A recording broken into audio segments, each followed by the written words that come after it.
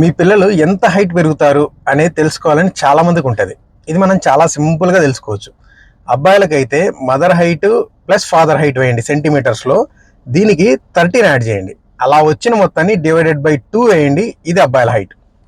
ఇక అమ్మాయిల హైట్ తెలుసుకోవడానికి mother height plus father height వేసి దీని నుంచి 13 తీసేయండి, ఈ వచ్చిన మొత్తాన్ని డివైడెడ్ బై 2 వేయండి, ఇది అమ్మాయిల హైట్. మీకు ఇంకా బాగా అర్థం కావాలంటే ఒక ఎగ్జాంపుల్ తీసుకొని క్యాలిక్యులేట్ చేద్దాం. మదర్ హైట్ 165 సెంటీమీటర్స్ అనుకుందాం, ఫాదర్ హైట్ 175 సెంటీమీటర్స్ అనుకుందాం. వాళ్ళకు ఒక అబ్బాయి ఉన్నాడు, ఆ అబ్బాయి ఫైనల్ హైట్ ఎంత ఉందో తెలుసుకోవాలి. కాబట్టి ఇప్పుడు 165 ప్లస్ 175 సెంటీమీటర్స్ అయింది, ఇది 340 సెంటీమీటర్స్ అయింది. ఈ 340 సెంటీమీటర్స్కి 13 యాడ్ చేయాలి, అబ్బాయి కదా.